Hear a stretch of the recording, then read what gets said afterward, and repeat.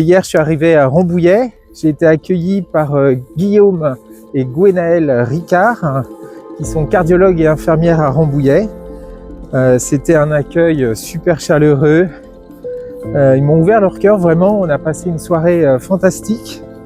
Et puis, il n'y a pas de hasard dans la vie. On s'est rendu compte qu'en fait, Guillaume était bordelais, connaissait les cousins de mon épouse, qui m'avait juste envoyé un message dans la journée pour m'encourager. Donc on les a appelés et vraiment ça fait chaud au cœur.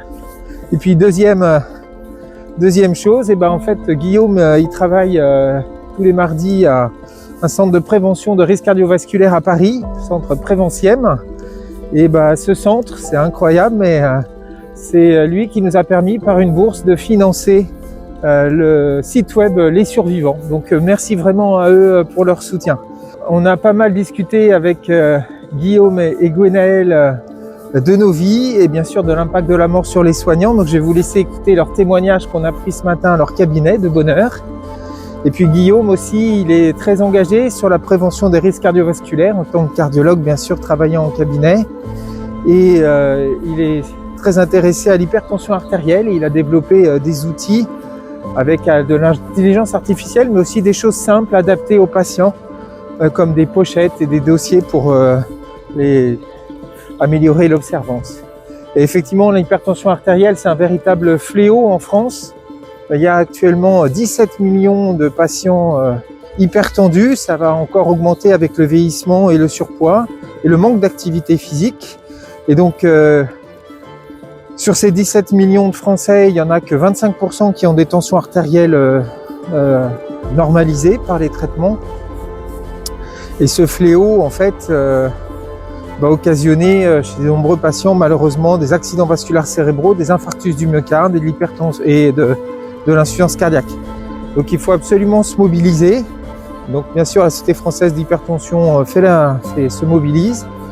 Et puis il faut probablement, ça c'est un petit message pour Benoît, Marc, Marguerite et Philippe, développer quelque chose d'identique un peu aux outils de l'insuffisance cardiaque, les outils LIC qu'on a développés. Parce que dans le territoire, et Guillaume va nous le démontrer, il se passe des choses. Et si on pouvait tous travailler ensemble comme on l'a fait pour Outilic, ça pourrait peut-être aider à une meilleure prise en charge des patients.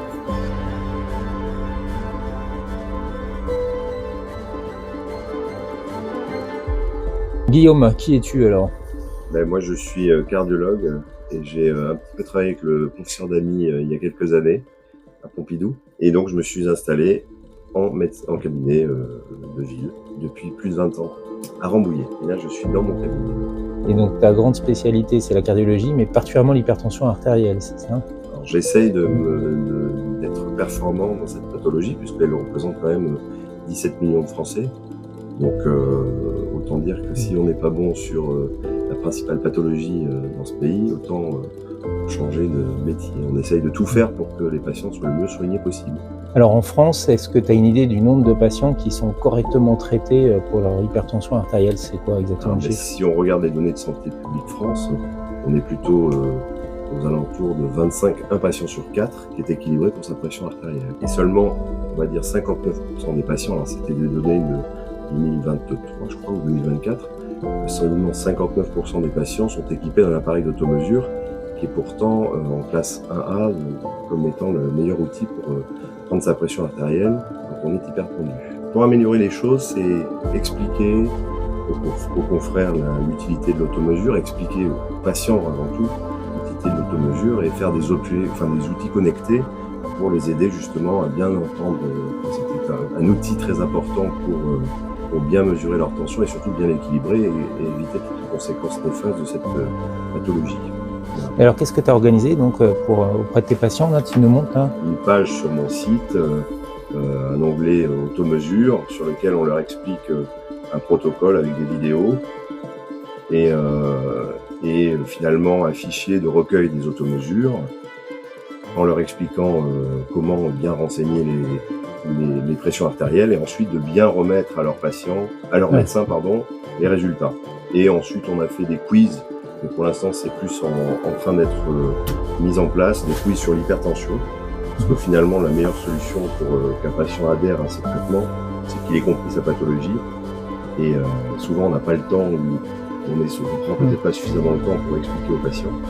Donc, je pense qu'on peut, en amont des consultations, avant même d'avoir vu son patient, essayer de le sensibiliser à sa pathologie, de le faire travailler sur cette pathologie pour qu'après on puisse être encore plus performant, plus efficace dans sa prise en charge. Et à combien estimes-tu le nombre de tes patients qui sont correctement traités, du coup, avec des chiffres tensionnels normalisés? Alors moi, on a essayé sur le territoire vraiment de plébisciter l'automesure, donc on a réussi, on va dire que quasi 9 patients sur 10 font leurs automesures, mais c'est après c'est battu, etc. Et au final, on arrive à des statistiques entre 70% et 80%, enfin plutôt 70% de patients équilibrés.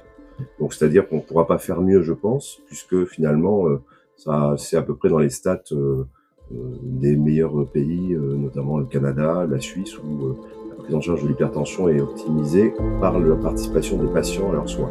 Et ici en France, je pense qu'on est on est très en retard sur ce point-là. Et il faut essayer d'axer la prise en charge, enfin le patient acteur de sa santé doit être plébiscité par-dessus. Je crois que c'est un message que tu envoies et qui est celui aussi de la SFHTA, la Société française d'hypertension artérielle.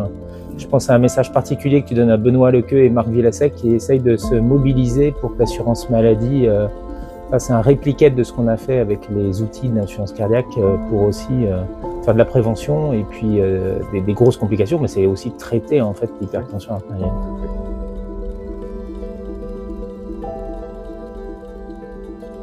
En pensant à toute mon histoire, il y a des choses qui m'ont marqué notamment, mais plutôt le côté positif.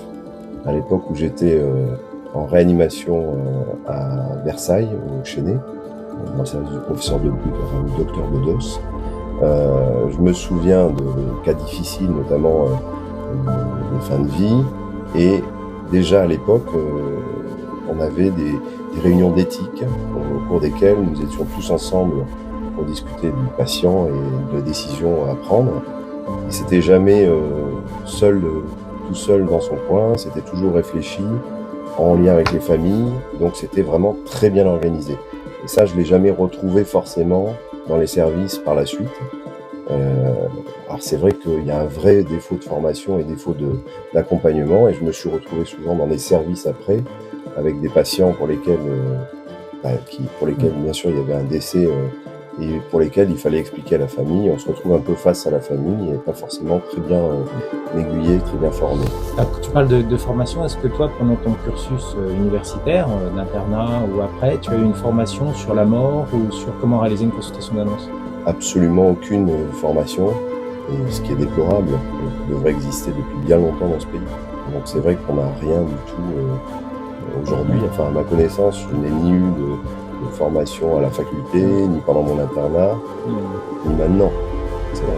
Alors toi, au cabinet de cardiologie, est-ce que tu as vécu des situations ou une situation particulière J'ai eu une situation particulière d'une patiente, qui a fait un arrêt cardiaque dans mon cabinet. Et donc ça s'est passé, effectivement j'étais tout seul, réanimation et ensuite appel du SAMU. Et c'est vrai qu'on se retrouve totalement isolé, avec un patient qui finalement s'en est sorti, et tant mieux, mais quelque part à la sortie du SAMU, plus rien, on est un peu démunis, et c'est vrai que derrière, on aimerait bien discuter avec une personne ou avec d'autres personnes. Que faire dans ces situations? Je pense qu'on peut pas, je sais pas quelle pourrait être la solution, mais c'est vrai que on est un peu démunis face à un patient qui va pas bien. Et la seule chose, au moins, ce qui a eu l'impact que ça a pu avoir, c'est que je me suis dit qu'un défibrillateur au sein de mon cabinet pourrait être utile, même si ce n'est pas obligatoire. C'est quand même assez étonnant d'ailleurs. Bon, même si j'en aurais pas eu besoin ce jour-là, mais en l'occurrence, on se retrouve un peu démunis face à des situations au sein du cabinet. Est-ce qu'il y aurait des situations similaires au sein du territoire où malheureusement le patient serait décédé dans un cabinet? Est-ce que tu as entendu parler de choses particulières comme ça? Alors, j'ai pas entendu de situation particulière. Maintenant, je suppose que ça arrive, bien évidemment.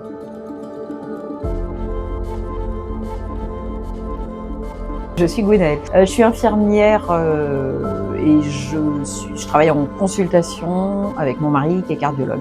Donc moi, je fais l'accueil des patients et les examens que fait une infirmière, donc électro, pose de Holter, accueil du patient, interrogatoire, etc. etc. Alors, qu'est-ce que tu as fait avant de travailler J'ai infirmière libérale? J'ai travaillé pendant, juste à la sortie de mon diplôme en diabéto puis neurologie. Et après, j'ai changé pour un service de cardiologie plus près de chez moi. Alors, et pourquoi tu as quitté la neurologie? Alors, la neuro, parce que c'était passionnant, mais c'est vrai qu'on rencontre des cas très... souvent avec peu de guérison. Et c'est vrai que c'était assez lourd. Ouais, un handicap très lourd et puis le pronostic toujours défavorable, on va dire, ou presque toujours. Et c'est vrai que j'avais fini par accepter le fait que ces gens-là, on allait les voir mourir. Et un jour, on avait un patient qui n'était pas bien. La question, c'est est-ce qu'on appelle la réa ou est-ce que on l'accompagne? Et moi, j'étais à dire, voilà, c'est la fin. Et c'est notre chef qui nous a dit, mais non, ce monsieur, il va pas mourir aujourd'hui. On appelle la réa, et puis effectivement, il n'est pas mort ce jour-là. Il a fini par décéder, évidemment, mais c'est là que je me suis dit, wow, j'accepte la mort des gens à ce point-là, c'est pas trop normal. Donc j'ai demandé à changer de service, et je suis partie de neuro. Donc tu as vécu beaucoup de décès de patients pendant... Ah oui, ouais, beaucoup. Et qu'est-ce qui a été fait à ce moment-là dans le service pour vous accompagner et diminuer cet impact que tu... Eh bien en fait, rien du tout. Rien? Non. Il n'y a aucun accompagnement, il n'y a pas de groupe de... Enfin, il n'y avait pas, c'était dans les années 2000, mais rien du tout. Mais depuis, je ne bosse plus à l'hôpital de toute façon, donc je ne sais pas ce qui est fait, mais visiblement, pas grand-chose. Ouais. Mais j'avais pas l'impression d'en souffrir. Hein. C'est après coup, en réfléchissant, je me suis dit, mais en fait, on acceptait les choses comme ça. Et puis finalement, moi, en tout cas, sans avoir l'impression d'en souffrir, en tout cas, je me posais pas de questions. C'était quand même bizarre d'accepter la mort comme ça. Et du coup, tu es partie à un moment parce que là, c'était trop, quoi. En tout cas, je me suis dit que je réagissais pas normalement. Voilà. Je sais pas si on peut parler de souffrance parce que je suis pas rentrée chez moi dévastée. J'ai pas eu de problème, mais je me suis dit que c'était pas normal.